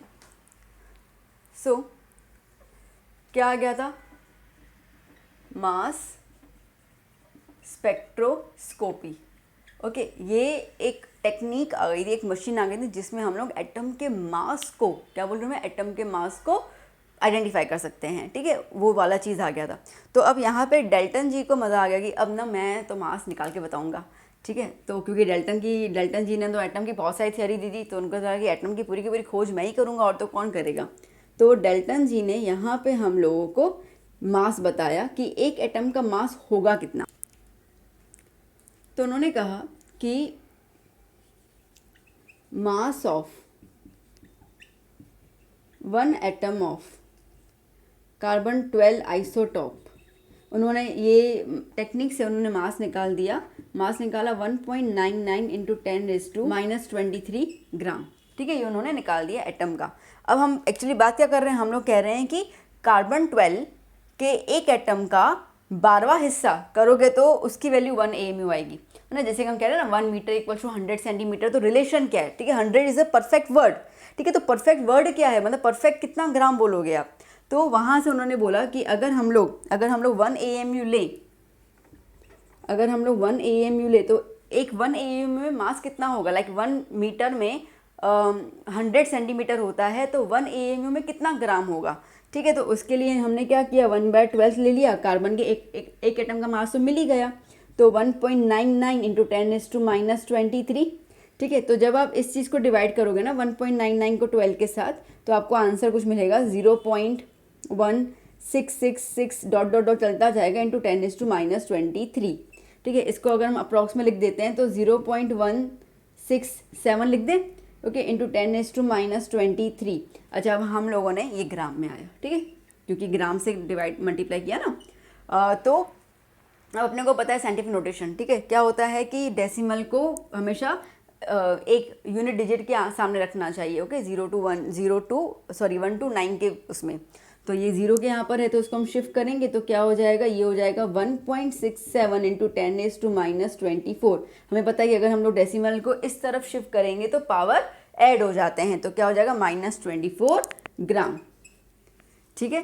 तो फाइनली हमें 1 AMU का मास पता चल गया 1.67 10⁻⁻24 ग्राम, ठीक है। अब जितने AMU आते हैं उससे मल्टीप्लाई कर लेंगे तो हर एक एटम का मास पता चल जाएगा, ओके। तो क्लियर हो गया। तो हम लोग जो अभी तक 9th वगैरह में करते रहते ना कि सोडियम का मास 23 है, ठीक, लिथियम का मास 7 है, तो ये कहाँ से आया, तो वो कहीं ना कहीं यहीं से ही आ चुका है, ठीक है। अभी भी हम लोग तो क्या लाइक होल नंबर ले लेते हैं, ठीक है, एक्चुअली तो डेसिमल में होता है, बट ठीक है वो अभी आपको आएगा। 9th का थोड़ा मैंने इसको बताया कि आपको आइडिया आ जाए कि हम 1 AMU का मास ले कितना रहे, तो हम ले रहे हैं 1.67 इंटू 10⁻⁻24 ग्राम। इतना समझ में आया, श्योर, ठीक है। तो चलो पहले इसको लिखो, फिर हम इस चीज़ को और थोड़ा सा मैं आपको कंटिन्यूटी में बताऊंगी, जिसमें हम लोग बात करेंगे अभी अवोगाड्रो नंबर की। अगेन ये देखो 9th वाला ही चीज़ रिपीट हो रहा है, ठीक है। तो उसमें आपने थोड़ा बहुत तो किया ही था, अवोगाड्रो नंबर, उसकी कुछ वैल्यू पता होगी आपको 6.022 इंटू 10⁻23, ठीक है। तो वो रिलेशन और इसका रिलेशन क्यों मैच करता है वो मैं आपको सिखाने वाली हूँ, तो जस्ट नोट इट डाउन। तो बेटा अभी हमने क्या किया, हमने ये बताया कि डेल्टन जी ने, ठीक है, हम लोगों को ये चीज़ क्लियर कर ली कि 1 AMU ओके, 1 एटॉमिक मास का अगर एग्जैक्टली वैल्यू बोल लें तो वो रहेगा 1.67 इंटू 10 टू -24 ग्राम। इतना क्लियर हो गया, ठीक है। अब उस टाइम पे एक चर्चा चल रही थी और वो ये थी कि एवोगाड्रो जी ने, ठीक है, एक नंबर बताया और उन्होंने बोला कि कोई भी आप 1 मोल ले लेते हैं तो उसके अंदर आपको इतने नंबर्स पाए जाएंगे, ठीक है। थोड़ा मैं इसको आपको समझाऊं तो जैसे आपने किया होगा एवोगाड्रोस नंबर, जिसको हम NA लिखते हैं, है ना, NA लिखते हैं। तो उन्होंने ये कहा कि अगर आप 1 मोल लेते हैं किसी भी कंपाउंड का, आप अगर 1 मोल लेते हैं तो उसमें आपको 6.022 इंटू 10⁻23 एटम्स मिलेंगे ही मिलेंगे। और एक एटम का मास कितना है, ओके, कितना हो जा रहा था 1.67 AMU के हिसाब से, ठीक है, इतना ग्राम हो जा रहा है। तो आप इजीली उसको भी फाइंड आउट कर सकते हैं, ठीक है। तो उन्होंने, अच्छा अभी आप बोलोगे मैम 1 मोल मतलब क्या, ये क्या होता है, चलो इसको भी खरे खरे हाथ बताई देती हूँ। 1 मोल मतलब कि जैसे कि हम लोग बात करते हैं H2O की, ठीक है। अब ये एक्चुअली आपको मॉलिक्यूल का मास जो हम लिख रहे हैं, मॉलिक्यूल मास, तो H2 एज अ मॉलिक्यूल, तो इसका मास कितना होगा, ये तो अपन एटम का मास बोल रहे हैं। तो आप लोगों ने किया होगा इसको, क्या और डिटेल में आगे सेगमेंट में बताऊंगी मैं, बट अभी थोड़ा चलो समझ ही लो। 2 इंटू H+O, तो हमें जैसे बचपन में सिखाया गया था 9th स्टैंडर्ड में कि हाइड्रोजन का 1 मास होता है, वो लगा दो। 16 का मास, सॉरी ऑक्सीजन का मास 16 होता है, वो लगा दो। तो 2 + 16 कितना हो जाता है 18U, ठीक है। तो ये 18U जो है इज़ नथिंग बट 18 ग्राम पर मोल। 1 मोल में कितना ग्राम है, 18 ग्राम है, ठीक है। तो अगर मैं इसके रेस्पेक्ट में बात करूं तो 1 मोल में, तो ये 18 ग्राम में कितने एटम होंगे भैया, तो इसके अंदर होंगे 6.022 इंटू 10⁻23 एटम्स अवेलेबल होंगे पानी के अंदर, ठीक है। तो अगर आप 18 ग्राम पानी लेते हो which is equal to the 1 mole, तो उसके अंदर 6.022 इंटू 10⁻23 ग्राम एटम्स 23 एटम्स रहेंगे। जैसे एक और एग्जांपल ले लूँ मैं, NaCl ले लेती हूँ। तो इसका मास निकालना हो तो Na + Cl का, ठीक है। तो 23 + 35.5 तो कितना हो जाएगा 58.5U, ठीक है। इसको मैं अगर ग्राम में रिप्रेजेंट करूँ तो 58.5 ग्राम पर मोल, मतलब कि 1 मोल में NaCl मुझे कितना लेना है 58.5 ग्राम, समझ रहे हो ना। 1 मोल में मुझे NaCl कितना लेना होगा 58.5 ग्राम। तो देखो ग्राम इसका 18 है और इसका 58.5 है, बिकॉज उनके मास अलग है, इसके लिए उनका एटॉमिक मास अलग अलग है, इसकी वजह से उनका जो ग्राम की जो वैल्यू आ रही है वो चेंज आ रही है। बट किंतु परंतु ये 1 मोल में इतना जो भी होगा कोई दिक्कत नहीं है, बट इसके अंदर नंबर ऑफ एटम्स कितने होंगे 6.022 इंटू 10⁻23 नंबर ऑफ एटम्स आपको उसके अंदर दिखेंगे, मतलब दिखेंगे, ठीक है। तो अगर आप 18 ग्राम पानी लेते हो या तो फिर 58.5 ग्राम नमक लेते हो, इन दोनों के अंदर नंबर ऑफ एटम्स कितने होंगे 6.022 इंटू 10⁻23 नंबर ऑफ एटम्स। ये उस टाइम पे बहुत चर्चा चल रही थी, ठीक है। तो डेल्टन जी ने बोला कि ठीक है, जो मेरी थियोरी है उस थियोरी के हिसाब से मैं एवोगाड्रो के नंबर को कैलकुलेट करके देखता हूँ क्या दोनों का आंसर सेम आता है, क्या दोनों चीज़ें सही हो रही हैं। तो उन्होंने क्या किया, उन्होंने ऐसा बोला कि ये मेरा 1 AMU है, इतना वैल्यू, ठीक है, इतना वैल्यू उसका आया है।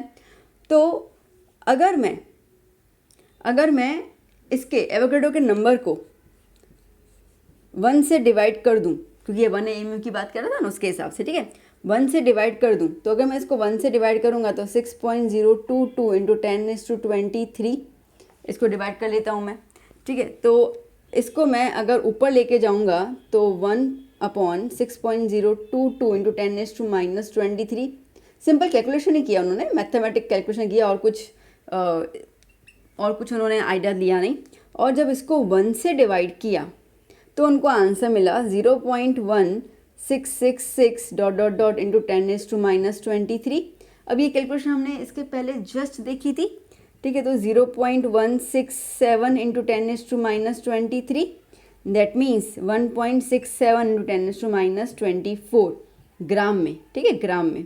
तो उन्होंने बोला कि यह बात तो ये भी सही है, मतलब 1/Na अगर मैं करता हूँ तो मुझे उतनी ही वैल्यू मिल रही है जितनी मैंने 1 AMU की वैल्यू बताई है, मतलब कि ठीक है। एवोगाड्रो ने जो मोल के हिसाब से जो हमें एटम्स बताए हैं, तो अगर इन एटम्स को आप 1 से डिवाइड कर लेते हो, मतलब इसका रेसिप्रोकल ले लेते हो, तो हमें ग्राम में आंसर मिलेगा, ठीक है। और ग्राम का आंसर जो है वो वही मिल रहा है जो डेल्टन ने हमें बताया हुआ है। तो ये दोनों चीज़ें जो है आपस में कनेक्ट हो रही है। इसके लिए कहा जाता है, अब अगर मैं इसको पूरा का पूरा समराइज करूँ, हालांकि अभी कंक्लूजन होगा नहीं पूरा का पूरा, बट फिर भी ठीक है, अगर मैं इसको समराइज़ करती हूँ तो समराइज़ में इस तरीके से बेटा, जैसे मैं एक H2O का एग्जांपल ले लूँ, इजी रह रहा है ना आपके लिए, ठीक है। तो अगर मैं H2O का एग्जांपल लेती हूँ तो इसके अंदर कितने एटॉमिक मास यूनिट कितना है उसका, 18। क्यों है वो आपने अभी देख लिया, ठीक है। तो इसका एटॉमिक मास कितना है, 18U। अब आपको पता है, आप U लिखो या AMU लिखो, एक ही बात है, अभी हम U लिखते हैं, ठीक है। अगर हम इसको मोल के फॉर्म में लेते हैं तो क्या हो जाएगा, 18 ग्राम पर मोल, ठीक है। अगर हम इसके अंदर एटम्स का फॉर्म लेते हैं तो कितना हो जाएगा, 6.022 इंटू 10⁻23 एटम्स अवेलेबल हैं। बात समझ में आई? ओके। अब अगर हम लोग 1 AMU लेते हैं, यहाँ पे अगर हम लोग 1 AMU 1.67 10⁻24 ग्राम लेते हैं तो 18 AMU is equals to how much gram, तो आपको इसके अंदर उतना ही आंसर मिल जाएगा, 18 ग्राम। ओके। जब आप यहाँ पर 1 AMU 1.67 इंटू 10⁻24 ले रहे हो, ठीक है, 24 ग्राम, ठीक है, तो 18 AMU is equals to how much, तो सीधी सी बात है, आप 18 को जब मल्टीप्लाई करोगे 1.67 इंटू 10⁻, ओके, इंटू 10⁻24 के साथ, तो आपको इसका जो H2O का जो एग्जैक्टली वज़न होगा आपको वो यहाँ पे मिल जाएगा। बात समझ में आई? मैं 18U की बात कर रही हूँ, ठीक है, तो वो आपको यहाँ पे मिल जाएगा। तो इस तरीके से, ठीक है, इस तरीके से हम लोग एटम्स के मास को कैलकुलेट करने लगे थे उस दौरान। मुझे पता है कि आपको थोड़ा सा ऐसे घर चक्कर आ चुके होंगे, ठीक है। इसके लिए मैं आपको ये बोलूँगी कि आप ना इस चीज़ को ध्यान दो, जैसे कि कोई भी एक मॉलिक्यूल है, उसका एटॉमिक मास यूनिट उतना ही, ठीक है, जितना एटॉमिक मास यूनिट है उतना ही उसका ग्राम पर मोल भी होगा, और उसके अंदर एटम्स कितने होंगे, 6.022 × 10⁻23। यहाँ पे अगर हम लोग कुल मिला के बात करें, कंक्लूजन कर दे अगर हम लोग इसका, तो क्या हो जाएगा, 1 AMU is nothing but 1U। Okay. इसके अंदर यहाँ पे अगर हम देखते हैं तो ग्राम कितना अवेलेबल है, 1.67 इंटू 10⁻24 ग्राम, ठीक है। अगर हम लोग इसके अंदर कार्बन के आइसोटोप की बात करते हैं तो इसकी जो value I, it is nothing but the 1/12 of 1 atom of carbon 12 isotope, ठीक है। इट इज़ नथिंग बट, अब हमने क्या किया था, एवोगाड्रो के नंबर को डिवाइड कर लिया था ना, 1/, कर लिया था ना, ठीक है। तो it is nothing but 1/6.022 into 10⁻23 which is equal to nothing but 1/NA, ठीक है। तो ये पूरा अपना कंक्लूजन निकल गया, ठीक है। यहाँ पे मुझे 1/, ओके, नंबर ऑफ एटम्स तो इतने हैं, बट अगर मास की बात करेंगे तो हमें 1/, लेना पड़ेगा, ठीक है।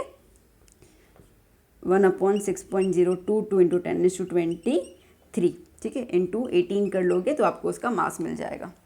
ओके, डन, क्लियर हुआ? तो इस तरीके से हमारा कंप्लीट, मतलब कि जो एटॉमिक मास यूनिट है वो, ठीक है, जो आइसोटॉप निकला हमारा वो, एवोगाड्रो नंबर उस टाइम पे जो थ्योरी चल रही थी वो, ये तीनों चारों चीज़ें आपस में जो है वो कनेक्टेड ही हैं। इतना क्लियर हुआ, ठीक है। नाउ अब सवाल आता है कि हमने कार्बन 12 आइसोटॉप लिया, ओके, बट अब ना कार्बन 12 आइसोटॉप हम जब लेंगे तो इतने सारे एलिमेंट्स हैं, उसका हम लोग हर बार कैसे, मतलब कैसे हम लोग कनेक्ट करेंगे, ठीक है। तो अब हमारे पास नेक्स्ट टॉपिक आएगा, that is the relative atomic मास। क्या बोल रहे हैं हम लोग, रिलेटिव एटॉमिक मास, मतलब कि कार्बन के रिलेशन में हर एक एटम, हर एक एलिमेंट का जो एटम है, एक एक एटम, उसका मास क्या था और उसके रेस्पेक्ट में क्या आंसर आया है वो हमें देखना है। That is consider as a relative atomic mass. अभी मैं इसको डिस्कस करूँगी, ओके। पहले आप इस चीज़ को प्लीज़ अच्छे से नोट डाउन कर लीजिए, सारी चीज़ों को आप हाईलाइट करके लिखिए ना बच्चा। Next topic is the relative atomic मास, ठीक है। जैसे हमने अभी डिस्कस किया कि कार्बन के एक एटम के जो 12th पार्ट का रहेगा मास, उससे हम कैसे कंपेयर कर लेंगे भाई कौन सा दूसरा एलिमेंट जो है वो हैवी है या कौन सा लाइटर एलिमेंट है। अब सीधी बात, आप कार्बन के एक एटम से कंपेयर कर रहे हो दूसरे एलिमेंट के एटम्स को, तो ये रिलेशन हुआ है ना। तो रिलेशन किस तरीके से होता है, अब इसको हम कहेंगे relative atomic mass, in short Ram, ठीक है, RAM। वैसे भी अभी अयोध्या का मंदिर बना है तो राम जी काफ़ी चर्चित में ही हैं, तो पहले से ही थे बट अभी ज़्यादा जो है वो राम जी का प्रभाव पड़ने लगा है। तो well back to the chemistry. तो अब यहाँ पे इस तरीके से है कि आपको क्या बता रहा है, it suggest that how many times, कितनी बार, हाउ मैनी टाइम्स, ठीक है, कितनी बार जो है one atom of an element, एक एलिमेंट का एक एटम जो है वो कितना हैवी होगा कार्बन के एक एटम के 1/12 मास से। आपको पता है ना, हम लोग हर बार 1/12 ही ले रहे हैं, ठीक है। तो मैं दोबारा बोल रही हूँ, मैं क्या बोल रही हूँ यहाँ पर कि एक एटम, ठीक है, एक एटम का जो मास होगा वो कार्बन के एक एटम के मास से, कार्बन 12 के एक एटम के 12th मास से कितना ज़्यादा हैवी होगा, ठीक है, वो हम लोग यहाँ पे निकालेंगे। तो दैट इज़ कंसिडर एज कि भैया ये कितना हैवी है और कितना लाइट है, तो रिलेशन बता रहे हैं हम लोग। तो सिंपल फॉर्मूला क्या है यहाँ पर, तो देखो जिसका अब जो रिलेशन होता है वो हमें नीचे लिखा जाता है और जिसका निकालना है वो हमेशा ऊपर लिखा जाता है। हम यहाँ पे निकाल नहीं रहे हैं, हम यहाँ पे कंपेयर कर रहे हैं, ठीक है, रिलेशन बता रहे हैं। तो mass of one atom of an element, किसी भी एक एलिमेंट के एक एटम का जो मास है वो लिखा जाएगा यहाँ पे upon 1/12 into the mass of the one atom of the carbon 12 isotope. अच्छा, अब हमने ना इसके पहले जस्ट फ्यू मिनट्स पहले हमने डिस्कस किया था कि कोई भी एटम का मास जो है वो कैसे निकाला जाता है, mass of proton plus mass of neutron, यही चीज़ था ना, ठीक है। तो अगर हमें मास यहाँ पे बताना है तो मास is nothing but the mass of proton, ठीक है, मैं शॉर्ट पे लिख दूँ, mass of proton plus mass of neutron, यही है, ठीक है, ओके। अब ये बेसिकली यहाँ पे एक एटम के मास की बात हो रही है, ठीक है, एलिमेंट के एक एटम के मास की बात हो रही है। अब इसमें कितने कितने एटम्स होंगे, जितने भी एटम हुए, ठीक है, जितने भी एटम होंगे इसके अंदर upon 1/12 of the mass of the one atom, ठीक है। Again mass of the one atom, इसका मतलब क्या हो जाएगा, मास ऑफ कार्बन का ही प्रोटॉन प्लस न्यूट्रॉन ही आएगा ना, और क्या, ठीक है। तो एक एटम का मास जो है वो कार्बन प्लस प्रोटॉन का न्यूट्रॉन, बट यहाँ पे हम ले रहे हैं 12 आइसोटॉप, मतलब कि 12 एटम इसके अंदर होंगे, ठीक है। तो इसके लिए ये एक एटम का मास हुआ, पॉइंट को समझना, mass of proton plus neutron is nothing but the mass of one atom, is nothing but the mass of one atom. Carbon 12 में कितने एटम्स हैं, 12 एटम्स हैं, उसका हम क्या ले रहे हैं, 1/12 पोर्शन ले रहे हैं, 1/12 पोर्शन आ गया। यहाँ पे मास of the proton plus neutron multiply by, एक एलिमेंट में कितने एटम्स होंगे नहीं पता, तो अभी हम लोग n ले लेते हैं, there would be the n elements, n atoms of the element. तो अगर आप यहाँ पे देखो तो ये 12 और 12 कैंसिल हो गया, मल्टीप्लाई और डिवाइड में ही है सब कुछ, तो ये भी कैंसिल आउट हो गया। तो हमें बचा क्या, हमें n बचा, ठीक है। अगर मैं RAM बोलूँ तो ये n क्या है, n is the number of atoms, ठीक है। अब एक एटम का मास हम क्या बोलते हैं, प्रोटॉन प्लस न्यूट्रॉन, तो total number of proton plus neutron हो जाएगा। अच्छा, हमने इसके पहले वाले में देखा था कि जो total number of proton plus neutron का मास होता है उसको हम क्या बोलते हैं, न्यूक्लियन, उसको हम क्या बोलते हैं, न्यूक्लियन। तो जितने भी एटम है, समझो कि 10 एटम है, ठीक है, एक एटम का मास जो है वो 1 न्यूक्लियन है, तो ऐसे 10 एटम का मास कितना होगा, 10 न्यूक्लियन। बात समझ में आई। तो इसका मतलब कि राम जो है, RAM जो है, that is n is what, n is the like n is what, n is the number of atoms in element, okay. तो नंबर ऑफ एटम्स, इसका मतलब कि एक एटम का मास जो होता है दैट इज न्यूक्लियन, ठीक है। तो टोटल, ठीक है, mass of proton plus neutron. तो जब आप एक एटम के मास को, प्रोटॉन प्लस न्यूट्रॉन के मास को जब आप n से मल्टीप्लाई करोगे तो आपको उस एलिमेंट का टोटल मास पता चल जाएगा। That total mass is nothing but the total number of nucleons, ठीक है। तो राम क्या है, राम और कुछ नहीं है, राम का सीधा हिसाब है, ठीक है। राम मतलब कि रिलेटिव एटॉमिक मास, ठीक है। उसका सिंपल मतलब है कि एक एलिमेंट के अंदर कितने नंबर ऑफ एटम्स हुए, क्योंकि जितने एटम होंगे उतना ही मास और प्रोटॉन प्लस होगा, मास का प्रोटॉन और न्यूट्रॉन प्लस होगा, ठीक है। तो उसको मल्टीप्लाई बाय n करेंगे। तो अगर मैं इस पूरी कहानी का कंक्लूजन लिखूं तो मैं इतना ही लिख पाऊंगी कि total relative atomic mass is nothing but the total number of, okay, nothing but the total mass of the total number of atoms. Total mass of number of atoms present in one element. ठीक है, जैसे मैंने आपको example बोला कि example किया ना, एक एलिमेंट में, ठीक है,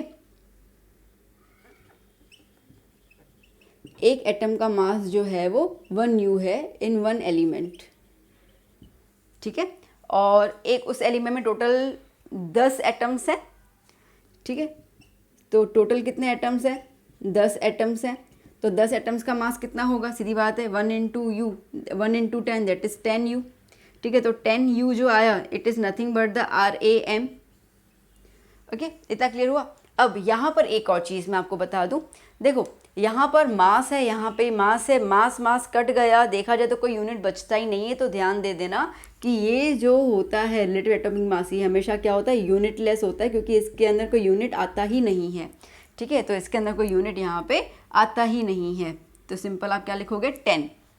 वैल्यू सारी घुमा फिरा के एक ही है, ठीक है, वैल्यू सारी घुमा फिरा के एक ही है, पीछे U लगाना है फॉर द एटॉमिक मास, अगर रिलेटिव एटॉमिक मास लिख रहे हो तो U लगाना छोड़ दोगे, इतना ही काम करना है और कुछ नहीं है, ठीक है, इतना ज़्यादा हेडेक लेके मत चलना दिमाग में कि ये मैम इतना तो क्या करवाए। देखो मेरा काम है आपको डिटेल में चीज़ें बतानी, और आपका काम है मेन में चीज़ें ध्यान रखना, बहुत सीधी सी बात है, ठीक है। तो यहाँ पे आप जो ध्यान रखने वाली बात है वो सिंपल ये आ गई है, वो सिंपल ये आ गई है कि भैया रिलेटिव एटॉमिक मास जो है वो क्या बता रहा है यहाँ पे 10 मतलब कि कार्बन के एक एटम से वो कितना ज़्यादा हैवी होगा, ये what ever the element would be 10 Guna heavy होगा। हम यहाँ पे रिलेशन बता रहे हैं, मतलब कि हम यहाँ पे कंपैरिजन कर रहे हैं कार्बन से, ठीक है, तो कार्बन से ये R10 आया, राम 10 आया, तो कितना आया, 10 टाइम्स हैवी है XYZ element with respect to the carbon element, इतना ही है। और आपको पता होगा कि जब भी हम लोग कंपैरिजन करते तब यूनिट्स नहीं काउंट की जाती, क्योंकि यूनिट्स कट जाती हैं इसकी वजह से, ठीक है, और कोई बड़ी बात नहीं है। ओके, डन, क्लियर हुआ यहाँ पे। So in short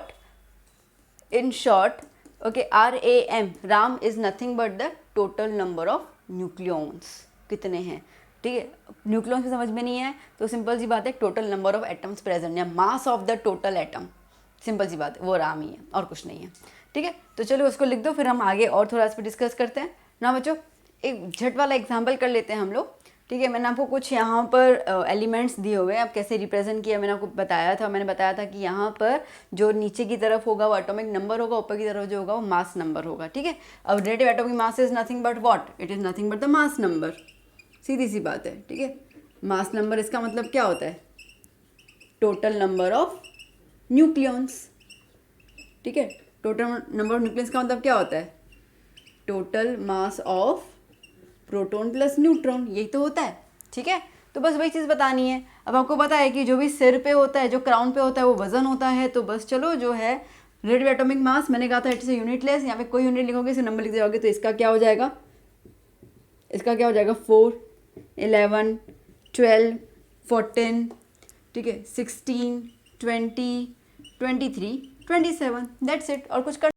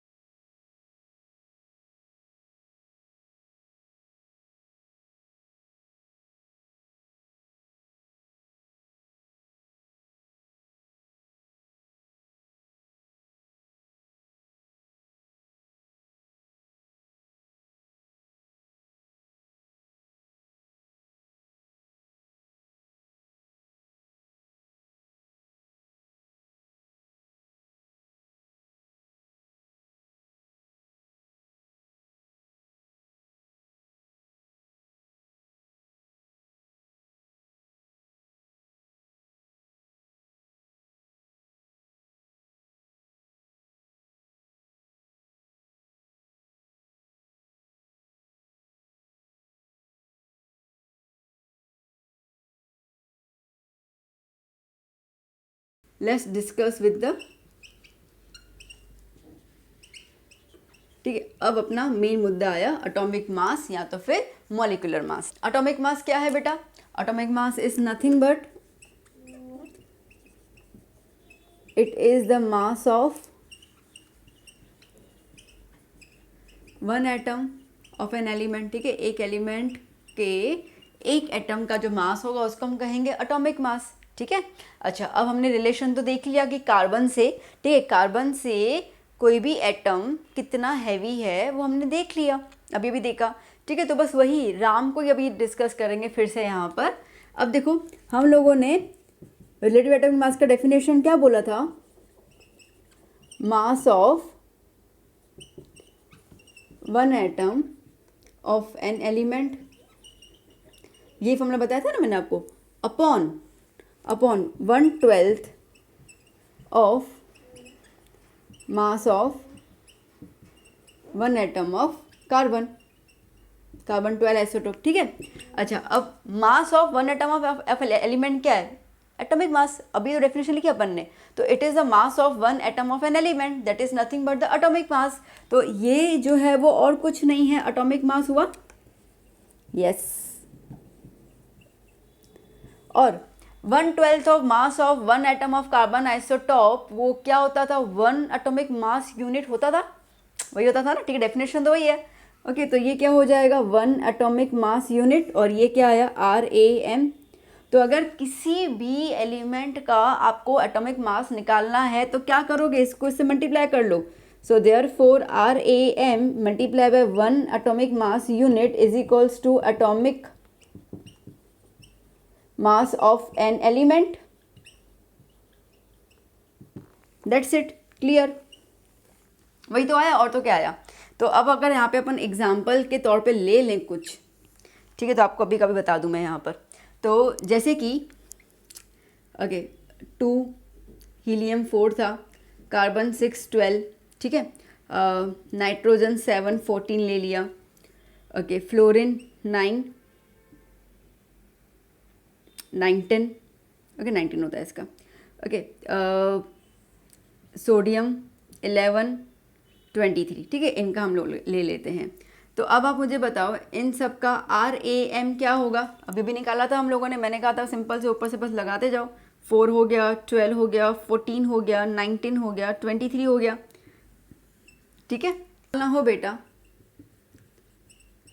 atomic mass तो क्या लिखा है? Atomic mass is equals to Ram into 1 unit, मतलब कि राम को हम 1 से मल्टीप्लाई कर लेंगे तो एटॉमिक मास मिल जाएगा. तो 4 इंटू 1 4, 12 इंटू 1 2, 12, 14 इंटू 1 14, 19 23 वही आया. And that is atomic mass. तो हम क्या लगा देंगे यहाँ पे? यूनिट U लगा देंगे, AMU. That's it. मैंने आपको अभी क्या बोला? मैं आपको वही बोला ना, एटॉमिक मास बोले तो U लगा देना, राम पूछे तो बिना U वाली वैल्यू लिख देना, वैल्यू तो वो की वही रहेगी. चलो, अब अगर हमें एग्जैक्टली ग्राम में पूछते, भैया पूरा का पूरा ग्राम बता दो कि कितने ग्राम में होगा, तो वो भी आ गया अपने पास.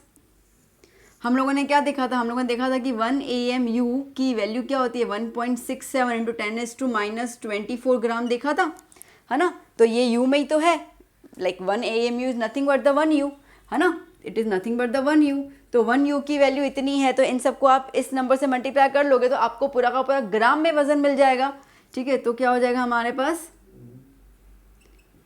एटॉमिक मास इन ग्राम में आ गया. ठीक है, तो 4 इंटू 1.67 इंटू 10⁻⁻24 कर दो.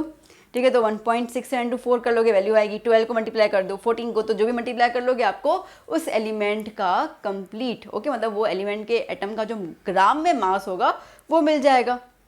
ठीक है, तो बेसिकली ये पूरी घटना जो हमने घटी, ठीक है, जो भी हमने किया, तो उसका कंक्लूजन बड़ा आसान है. उसका कंक्लूजन इतना ही है कि ये आप लोगों ने लर्न करके रखा हुआ है.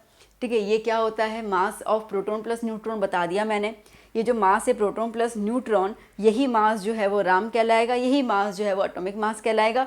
राम में कोई यूनिट नहीं आएगी, एटॉमिक मास में कोई U आएगी. और अगर उसका ग्राम में वजन लेना है तो इस नंबर से मल्टीप्लाई कर लो, आपको उसका ग्राम में वजन मिल जाएगा. सिंपल.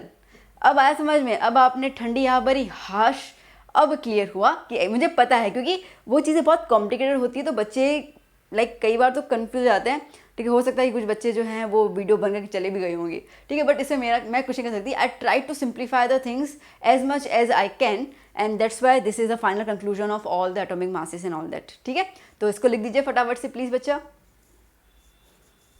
तो बच्चों now next concept is a gram atomic mass. Gram atomic mass क्या होता है? अब अगर मैं सिंपल शब्द में बोलूँ ना, बहुत सिंपल शब्दों में, तो भैया जो भी एटॉमिक मास होता है, जो भी एटॉमिक मास होता है उसके वहाँ पे जी लगा दो तो वो बन गया ग्राम एटॉमिक मास। सिंपल, ठीक है। जैसे कि हीलियम का एग्जांपल ले लेती हूँ, 2 और 4 था, ठीक है, तो 4 आप यू लिख रहे थे एटॉमिक मास यूनिट, ठीक है, वहीं पे आपने अगर 4G लिख दिया तो क्या बन गया? ग्राम एटॉमिक मास बन गया। सिंपल सी बात है। अब ये आता कहाँ से है? देखो, सो बेटा जैसे कि हम कहें कि gram atomic mass is nothing but the mass of 1 mole of element, ठीक है। अब 1 मोल में कितने एटम होते हैं? इतने रहते हैं। That is nothing but the mass of 6.022 into 10⁻23 atoms of element, ठीक है। अब एक एटम का मास कितना होगा? मल्टीप्लाई बाय दिस होगा, ठीक है, 1। ये जो कंप्लीट एटम है तो एक एटम का मास जो होगा उसको हम लिखेंगे, तो is nothing but the atomic mass of 1 atom. एक एटम का मास मल्टीप्लाई बाय ऐसे कर लेंगे, सो 6.022 into 10⁻23 टोटल एटम्स का मास हो जाएगा। ओके, अब atomic mass of one atom कितना होता है? Atomic mass of 1 atom is nothing but like 1 into, या तो फिर हम ये बोल सकते हैं RAM इंटू 1U, ठीक है, वही होता है ना, RAM into 1 atomic mass unit multiply by 6.022 into 10⁻23, ठीक है। सो RAM मल्टीप्लाई बाय ये 1 AMU क्या होता है? हम लोगों ने डिस्कस किया था, that is nothing but 1/Na, याद है, ठीक है। तो क्या हो गया? 6.022 into 10⁻23 मल्टीप्लाई बाय 6.022 into 10⁻23। आपने नोट्स बनाया ना, तो उसमें आपने लिखा होगा ना 1 AMU is equal to 1/Na, पूरा मैंने ऊपर लिख दिया था, है ना, रिलेशन। तो इसको कट कर लिया। दैट मीन्स कि ग्राम एटॉमिक मास क्या होता है? It is nothing but the relative atomic मास, और कुछ नहीं होता। ग्राम एटॉमिक मास मतलब क्या होता है? It is nothing but the relative atomic मास, ठीक है। तो जैसे कि हम लोग यहाँ पे अगेन कुछ चीज़ों की चर्चा कर लें, जैसे कि यहाँ पे हम लोगों ने लिया 4 हीलियम, ठीक है, लिथियम 3 7, कार्बन 6 12, नाइट्रोजन 7 14, मैग्नीशियम 12 24, है ना। अब इसके अंदर बच्चा RAM क्या होगा? तो आप बोलोगे मैम 4 होगा, 7 होगा, 12 होगा, 14 होगा, 24 होगा। मैं से बोलोगे अच्छा बच्चा मेरे को बताओ कि एटॉमिक मास क्या होगा इन सब का? तो आप बोलोगे मैम सिंपल रख दो, बस पीछे की तरफ U लगा दो, 4U 7U 12U 14U और 24U, ठीक है, U। तो अब मैं बोलूँगी बेटा हमको ग्राम एटॉमिक मास बताओ, तो क्या होगा? आप बोलोगे कुछ नहीं मैम, बस इसके पीछे U हटा के G लगा दो, और तो क्या होगा, ठीक है। तो क्या हो जाएगा? 4G 7G, हाँ जी, 12G 14G 24G। समझ में आया जी? आया जी? यस, ठीक है। तो इसके लिए ना ये पूरी कहानी बताने से पहले मैंने आपको रिलैक्स कर दिया ये बताकर कि भैया जहाँ पे आप यू लगा वहाँ पे आप जी लगा दो, ठीक है। तो ये वाली चीज़ मैंने आपको पहले ही बता दी ताकि आपको क्लियर तो हो जाए कि मैम बोलने क्या चाह रहे हैं ना। कई बार ऐसा होता है ना, जो वीडियोस में ना होता है ना कि पीछे क्या आएगा उसके पहले ही थोड़ा बता दो तो बच्चों को पता कि हाँ भाई आज ये चीज़ें करने वाले हैं हम लोग। तो सिमिलरली मैंने वो किया कि ये पूरी घटना बताने से पहले आपको बता दिया कि भैया short sweet simple gram atomic mass बोलूँ तो वो और कुछ नहीं है, जो भी आपने एटॉमिक मास किया था अगर उसके पीछे आप ग्राम लगा दोगे तो that is a gram atomic mass. और ये आपको साफ साफ दिख भी रहा है, एटॉमिक मास के आगे क्या लिखा हुआ है? ग्राम। तो बस यू के हटा के क्या लिख दोगे? जी। That's it, conclusion clear. ये क्यों आया ना वो थोड़ी मैंने आपको यहाँ पे डिस्कस किया कि वो इस तरीके से आप इसको रिलेशन में ले सकते हैं। हर एक चीज़ एक दूसरे के साथ कनेक्टेड है इसकी वजह से, ठीक है बेटा। तो चलो इसको लिख दो। तो आई होप अब आपको क्लियर हो चुका है कि 1 एटॉमिक मास यूनिट क्या होता है, ठीक है, राम क्या होता है, एटॉमिक मास क्या होता है और ग्राम एटॉमिक मास क्या होता है। सब चीज़ें क्लियर हो गई ना अच्छे से? गुड।